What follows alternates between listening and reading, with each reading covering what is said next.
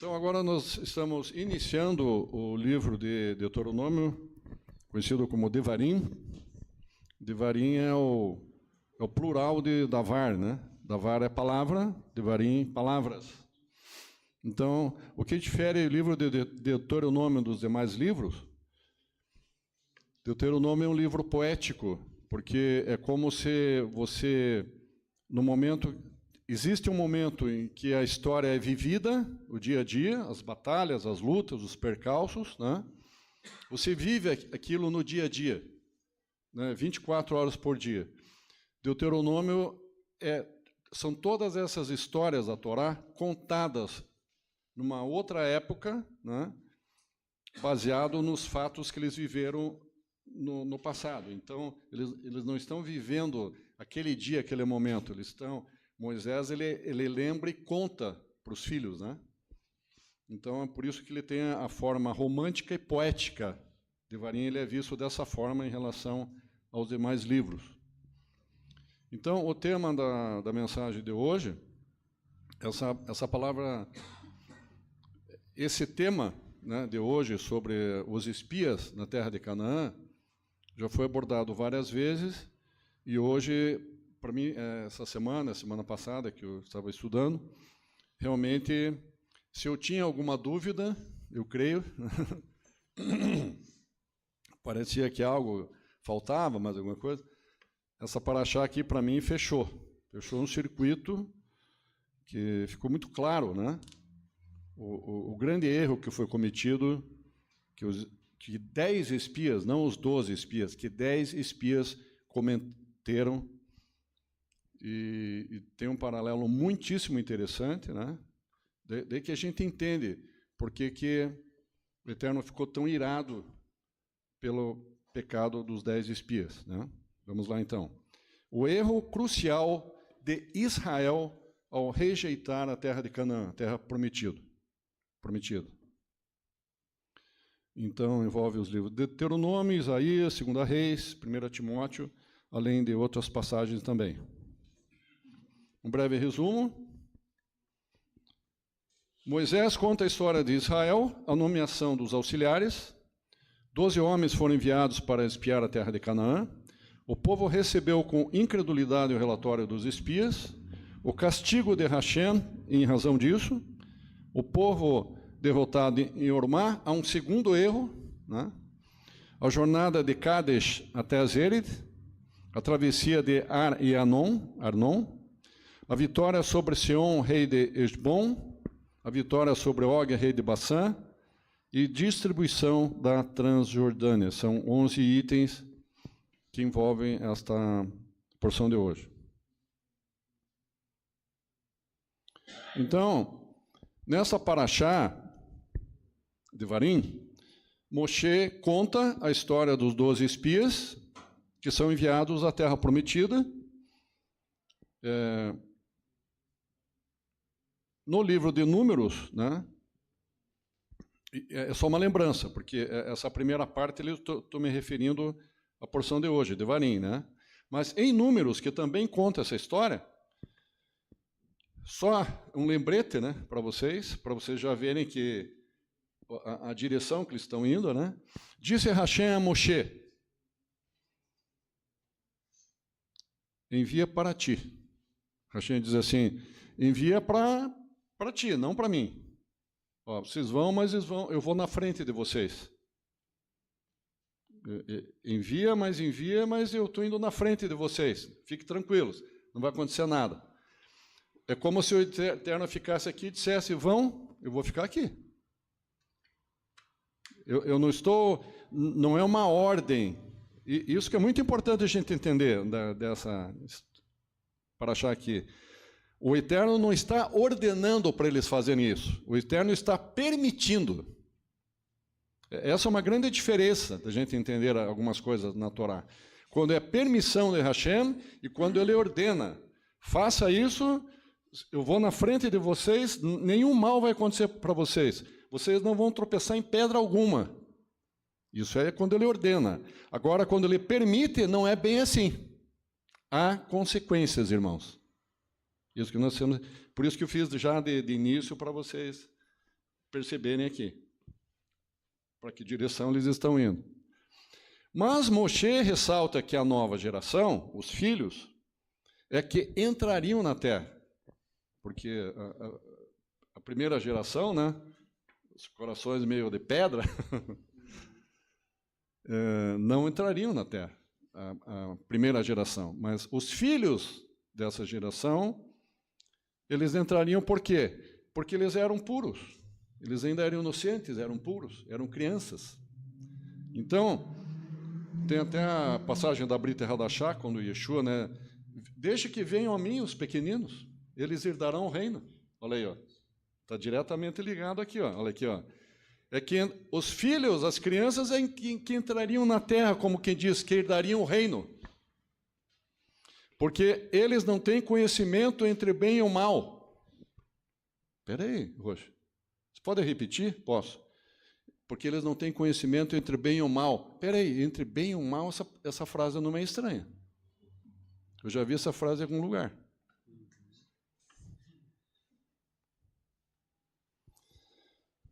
Essas palavras conhecimento do bem e do mal, nós já vimos em outro livro, no livro de Bereshit. Lá vem o Roche de novo com Bereshit. Refere-se à árvore do conhecimento do bem e do mal, queridos. A árvore do conhecimento do bem e do mal. Lá no Jardim do Éden. Mas onde que está isso? Em Gênesis 2:9. Muito bem.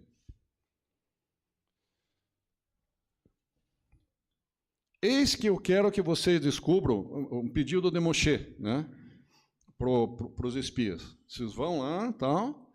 Eu quero que vocês descubram se a terra é rica ou pobre, e se nela, por acaso, há árvores. Árvores? Por acaso, em Bereshit, lá no Jardim do Éden, também não tem árvores? Muito interessante, né? Esforçai-vos e tomai do fruto da terra. Isso está em Números 13 e 20. Eu faço paralelos ali, direto, tanto o Devarim quanto o Número, porque é a mesma história. Ela está se repetindo, né? Tanto é que Devarim, Deuteronômio, são repetições dos outros livros da Torá, né? Então, não estranhe. Roxa, você não tinha que estar falando de Devarim? Não, a história é a mesma. Só que em Números detalha mais. E esses detalhes que trazem à luz essas coisas, entenderam? Esforçai-vos e tomai do fruto da terra. Mas, literalmente, você pensa, esforçai-vos e tomai o fruto da terra? Não, se é uma terra abençoada, vamos dizer assim, ela deve dar bons frutos, né? Vários tipos de frutas, né? Mas o que realmente Moshe quis dizer com esforçai-vos? Eu até coloquei entre parênteses ali, entre aspas, né? Esforçai-vos. Olha lá. E esforçai-vos e tomai do fruto da terra. Será que essa frase ela não é só literal? É uma frase profética também? Números 13 e 20. Por acaso essa frase não quer dizer algo espiritualmente mais profundo para nós?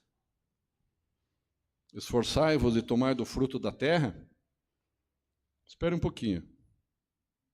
Árvores, também existe no jardim, se destacam a árvore da vida e a árvore do conhecimento do mal. Tinham muitas árvores no jardim do Éden, tinham muitas frutas, né? Uma variedade imensa de frutas. E, em especial, as duas árvores que se destacam no filme, a árvore da vida e a árvore do conhecimento do bem e do mal. Isso está em Gênesis 2:9 também. Mas por que Moshe diz, esforçai-vos e tomai do fruto da terra, que é em Números 13 e 20? Por que ele diz isso? Se Moshe está ordenando para eles se esforçarem para tomar do fruto, presta atenção aqui. Se Moshe está ordenando, Moshe não está dizendo não vão lá. Ele está dizendo vão lá. Para eles se esforçarem para tomar do fruto é porque é uma árvore que está livre. ela não é uma árvore proibida, é uma árvore livre. Opa, essa matemática do Roche aí, parece que eu já estou concluído que essa árvore, eu acho que é a árvore da vida. Quem pensou assim? Maravilha. Muito bem. Estão acompanhando o meu raciocínio. Então, Moshe está se referindo à árvore da vida. Ele não está se referindo à árvore do conhecimento do bem e do mal. Porque ele vão, mas como ele dissesse assim, porque Moshe, ele, apesar dele, entre aspas, concordar com o povo, mas ele já sabia, Moshe já sabia sobre o Messias, por exemplo, que nem Abraão.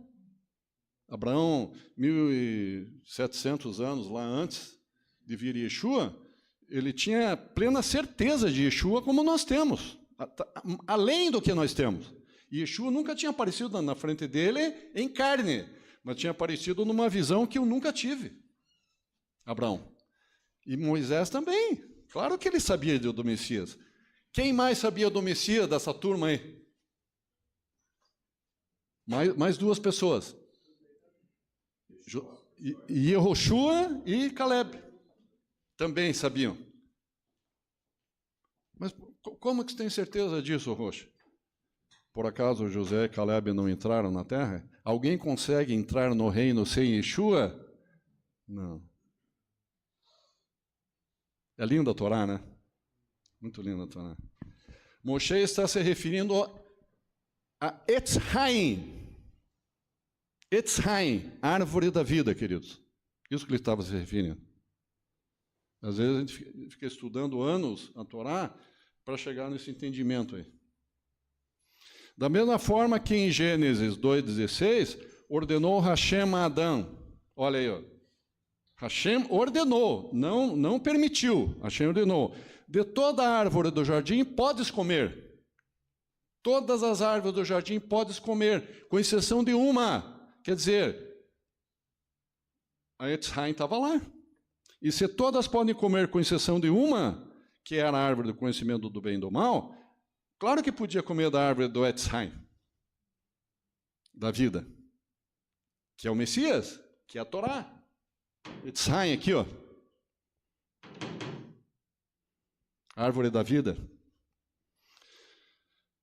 Então, isso, claro, inclui a árvore da vida, Baruch Hashem. Moshe se referiu ao fruto do reino de Hashem. Ah, bem isso que eu estava pensando, Rocha. Ele estava se referindo ao fruto do reino de Hashem, ao Mashiach e ao fruto do Espírito. Né? Todos aqueles frutos do Espírito. As maravilhas, né? Do fruto do Espírito. Essa visão, vou voltar aqui um pouquinho, essa visão do reino, o fruto do reino de Hashem, quando Moshe diz aquelas palavras,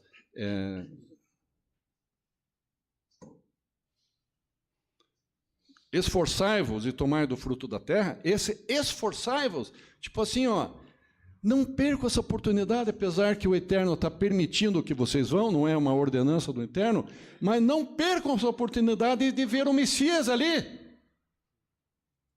de ver que é uma terra que o Eterno separou para vocês. Vejam que o Messias está ali. Essa que foi a intenção de Moisés, quando ele disse esforçai-vos, como quem diz, me deem um pouco de sossego, me tragam um alívio. O coração de vocês é como pedra.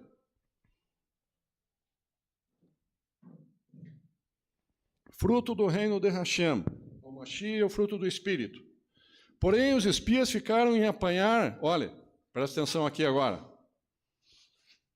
Eles foram, só que o coração deles, eles não tinham o entendimento, o feeling, discernimento para perceber isso. Isso que deixava Moisés assim.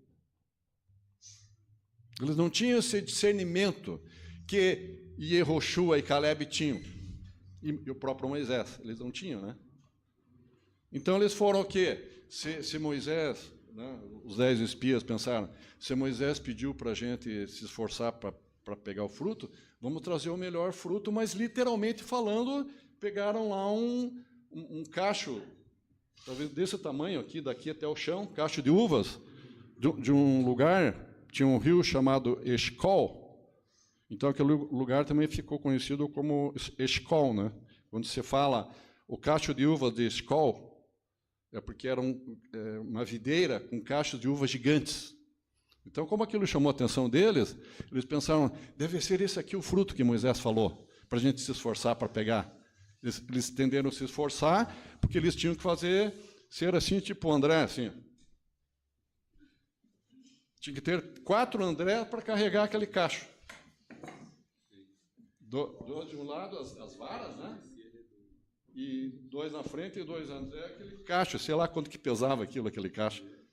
Dessa altura, assim, até o chão, assim, imagina. Chamava atenção.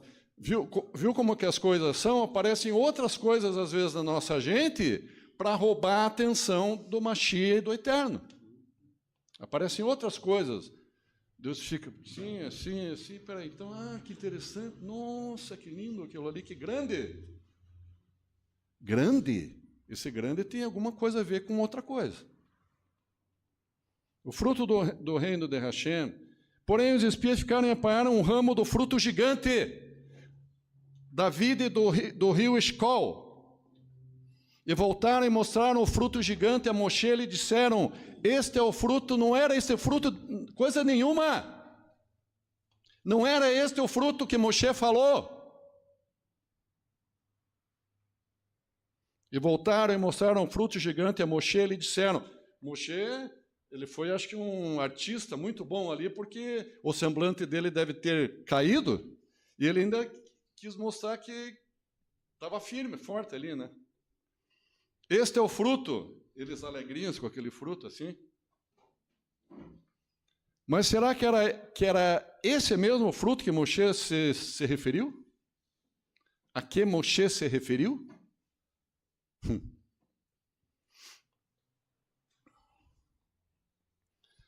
Por acaso Ravá, Eva, olha, nada é por acaso na Torá, irmãos. Estou há 25 anos na Sarel.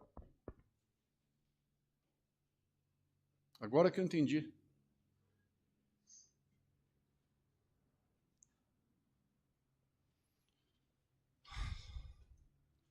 Fruto gigante faz paralelo direto com o que se passou na mente e no coração de Ravá.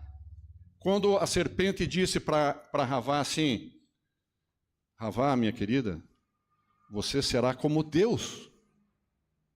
Você e Adão serão como deuses. Passou a cabeça de Ravá, fez assim, um turbilhão, e ela pensou, nossa, eu vou dominar o mundo. Vou ser poderosa, rica.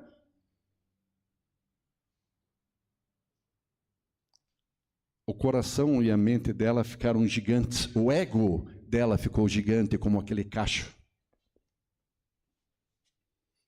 Não escapa nada na Torá, irmãos. Pode passar um ano, 2 anos, 3 anos, 4 anos, 30, 15, 20, 25, daí o Eterno mostra. E é um presente para vocês, né? Ele mostrou para mim, ele não mostrou para nós, porque é família Sarel. Então, Baruch Hashem, porque o Eterno tem dado muitos presentes para nós, irmãos. Baruch Hashem. Bendito seja o nome do Eterno. Então, o ego dela ficou, sabe aqueles, o Zeppelin, aquele balão, ficou assim, gigante, como aquele cacho gigante. Aí que foi o erro de Ravá. Vaidade, cobiça, poder, glória para ela quis. Eu tenho força.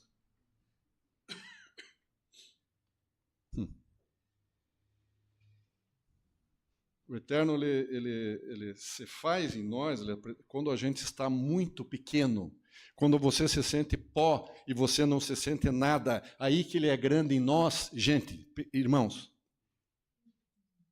Não tem outro jeito. Você deixou teu ego inflar, o espírito sai longe, muito longe. Quando você põe um alfinete no ego, ele pum, fica assim, ó, daí o espírito o eterno vem e te faz, ele age da forma que ele quer. Nunca percam a humildade, queridos.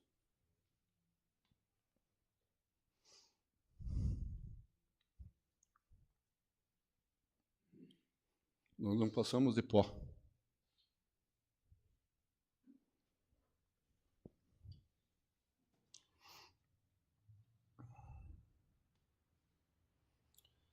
Vamos então ver as consequências dos dois pecados dos dois espias no Éden. Tremendo esse slide aqui, tremendo.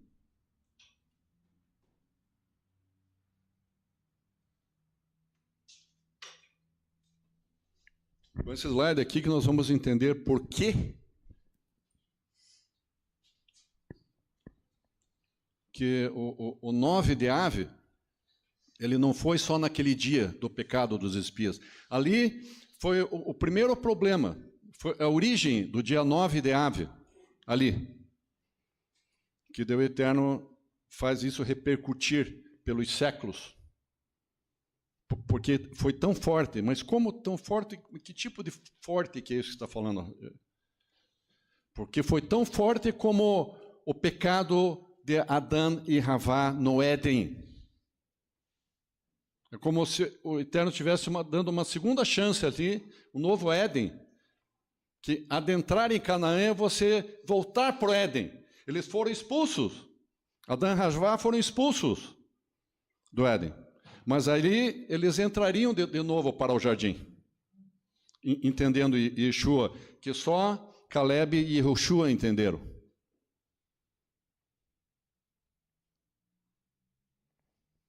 Fico muito feliz que o Lorival, pai da Valéria, veio nos visitar pela primeira vez hoje. Bendito seja o nome do Senhor.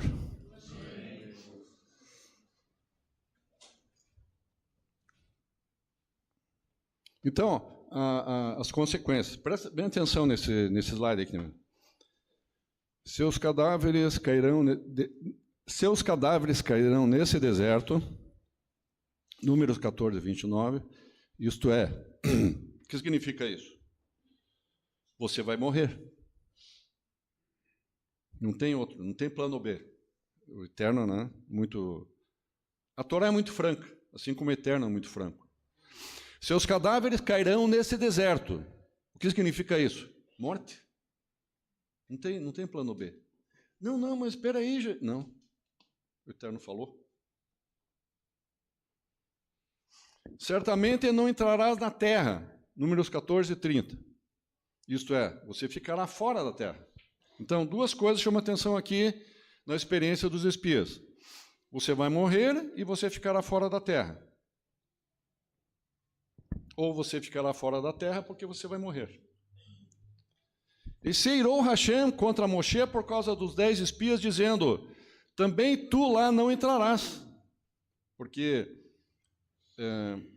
não diretamente por causa desse pecado dos 10 espias, mas por causa que Moshe não obedeceu e ele, em vez de falar com a rocha, ele bateu na rocha. Lembra? Então, assim mesmo, claro, Moisés, cheio de humildade e amor, ainda pede, né, a misericórdia do Eterno, mas Moisés não entra, vocês já sabem da história.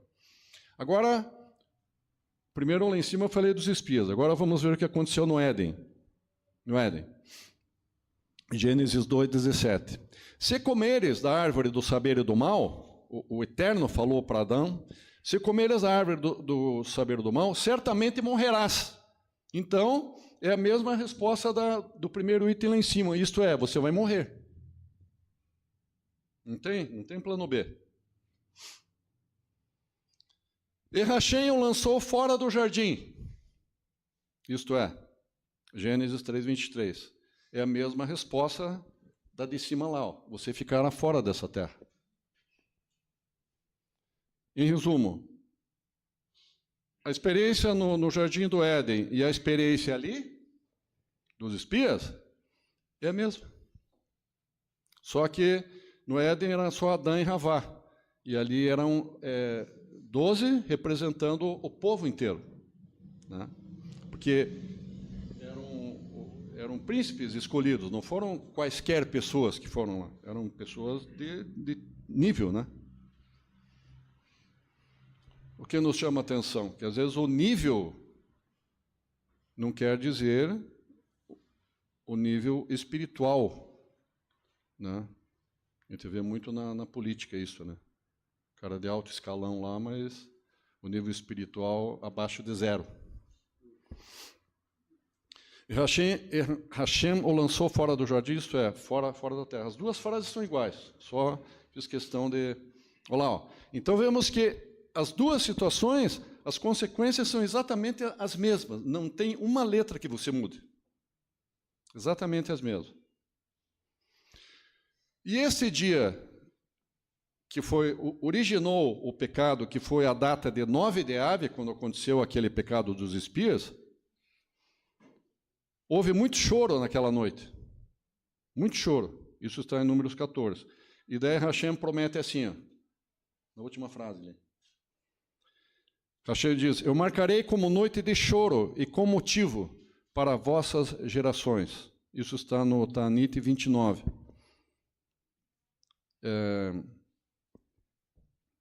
Vocês sabem a destruição do primeiro templo, a destruição do segundo templo, as torres gêmeas lá nos Estados Unidos e outras coisas, muitas outras coisas que aconteceram foram exatamente no dia 9 de Ave. Tragédias assim de peso, em caráter nacional e internacional, né?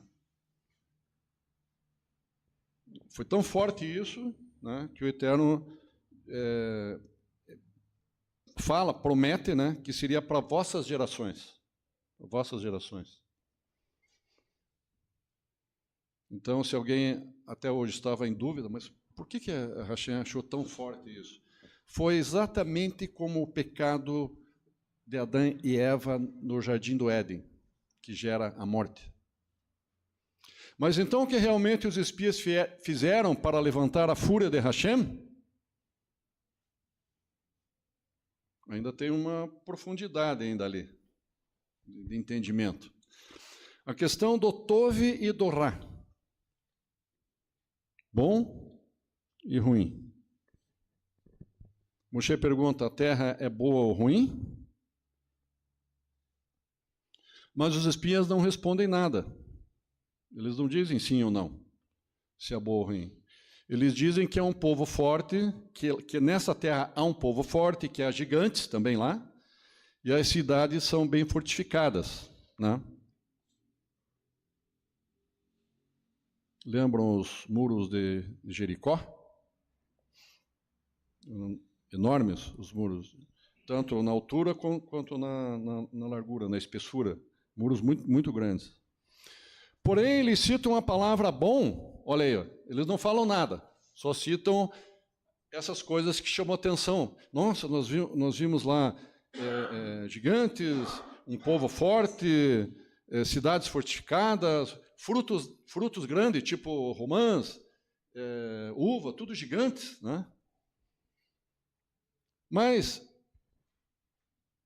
em vez de eles dizerem essas coisas, para todas essas coisas aqui, esses itens que eu acabei de falar, eles dizerem bom, no sentido bom, assim, nossa, é muito bom, porque é uma terra muito assim, parece terra de gigantes, é uma terra que proporciona, parece que ela abençoa 10 vezes mais, assim, os frutos da terra, a agricultura, os pomares, as águas, né?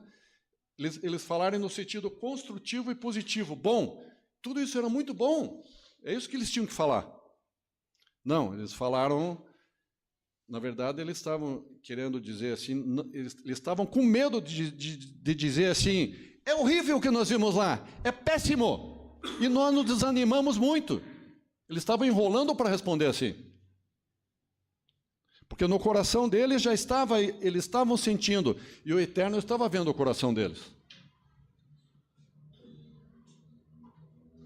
Mas sabem que momento que eles foram usar a palavra bom? No pior momento. Eles foram dizer bom para o Egito.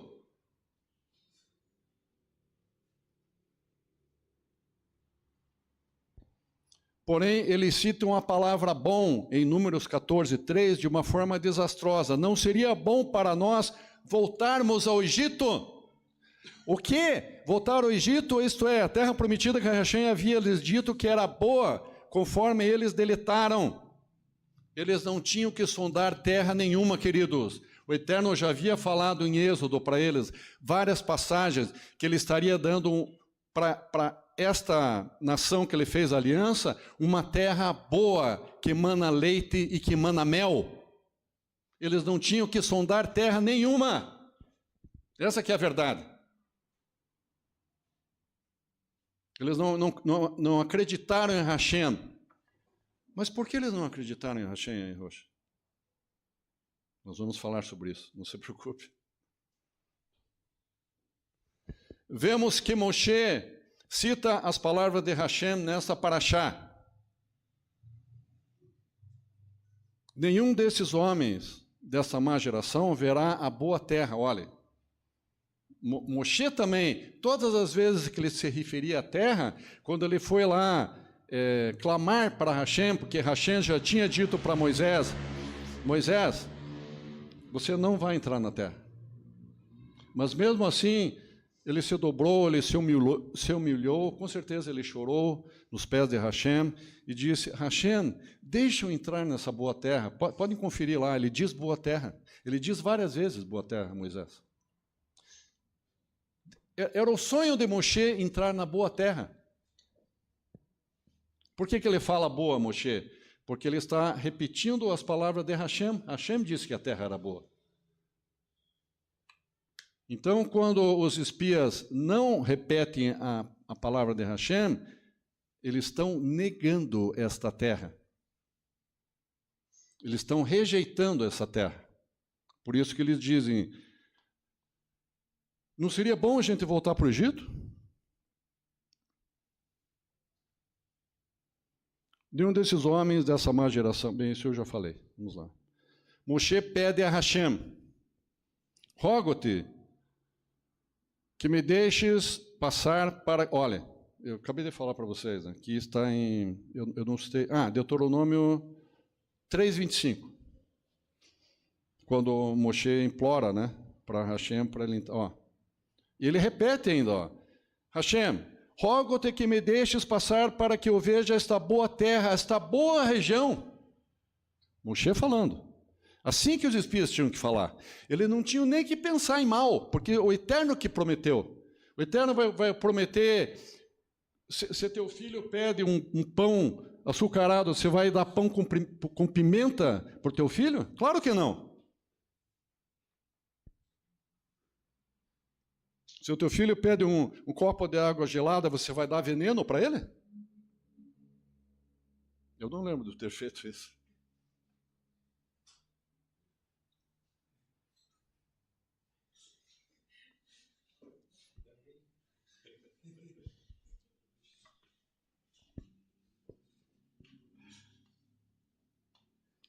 E mesmo assim, veja a gente não consegue mensurar, irmãos. Às vezes eu comento com a Estela, né? Eu me considero embaixo do mindinho de Moisés. Não no mindinho, debaixo dele. Porque para ele ouvir isso, e ele continuar na batalha, ele não fugiu. Para ele ouvir isso, ele clama a Hashem, e Hashem disse, basta! Moshe, não me fale mais nisso. Hashem é muito franco, né? A Torá é muito franca. Isso é muito forte, irmãos, muito forte.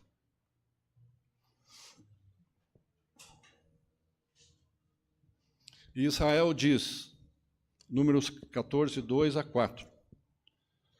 Isso é simplesmente terrível. Essas palavras aqui, é simplesmente terrível. Oxalá tivéssemos morrido na terra do Egito, não seria melhor voltarmos ao Egito? Pensando bem, vamos para o Egito. Isso é bomba. Não é bomba federal, é bomba internacional. Aquela bomba que o Trump mandou lá no Irã.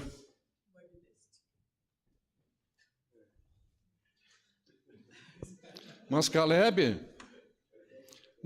e Josué tentam contornar essa bomba. E dizem, a terra pela qual passamos para fazer o passeio é uma terra muito boa. Olha aí, ó, a reação de Caleb e de Moshe, de Yehoshua. A terra pela qual passamos para fazer o passeio, eles não dizem a terra pela qual nós fomos espiar. Eles falam diferente da linguagem dos 10 espias. A terra pela qual passamos para fazer um passeio. Porque quando você está no Éden, o que fala lá no Jardim do Éden? Que ele não queria passear, o Messias não queria passear com Adão e Havá no Éden? Passear. Estão usando as palavras do Éden.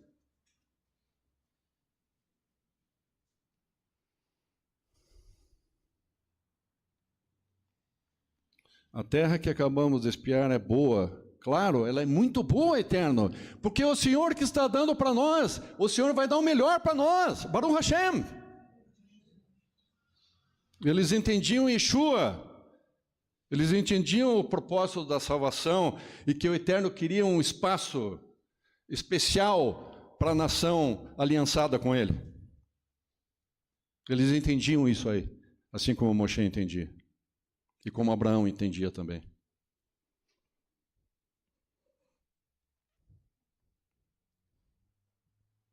Vemos então que há duas visões diferentes sobre a terra prometida.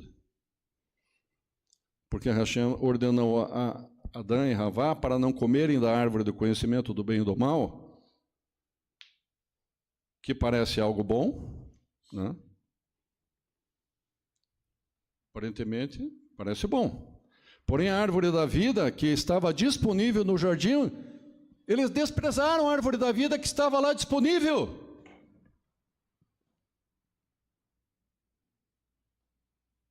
Porque estava escrito assim, de toda a árvore, incluindo a árvore da vida, de toda a árvore do jardim podes comer. Está em Gênesis 2,16, irmãos. Da mesma forma, Moisés pediu aos espias que eles se esforçassem e tomassem do fruto do reino, mas eles o desprezaram e optaram pela árvore errada, assim como foi no jardim do Éden, com Adão e Havá. Eles desprezaram a árvore da vida, assim como os 10 espias desprezaram a árvore da vida também. Porém, Josué e Caleb optaram pela árvore certa, que é a árvore da vida, é o Messias. Eles optaram por essa árvore. Por isso que eles disseram que eles foram passear, porque eles foram passear no jardim. O cerne da questão do grande erro dos 10 espias é que, ao optarem pela árvore errada, o ser humano, sem a real direção do Urua, certamente vai errar. Embora pense estar acertando, você vai... Inclusive, tem coisas que se tornam leis nacionais, federais, internacionais, né? Homens que não estão sob os cuidados, sobre a proteção de Hashem, não estão totalmente fora do espírito, mas conhecem leis e pensam que estão acertando. Nós vemos isso hoje aqui na nossa cara, nas notícias. Homens de peso, homens de poder político, né? De alto escalão, pensam que estão falando a verdade. Sabe o que se chama isso? Verdade subjetiva. Não deixa de ser verdade, porque muitas coisas eles falam que estão na Constituição, mas é uma verdade subjetiva, não é a mesma verdade de Hashem. Por isso que nós só acertamos quando nós estamos na direção do Urua, porque certamente sem Urua nós vamos errar, nós vamos bater na trave, nós vamos tropeçar, patinar e não sair do lugar. Essa que é a verdade, queridos. Fora a direção do Espírito, não tem escapatória. Não tem você atingir teu objetivo se não for na direção de Hashem.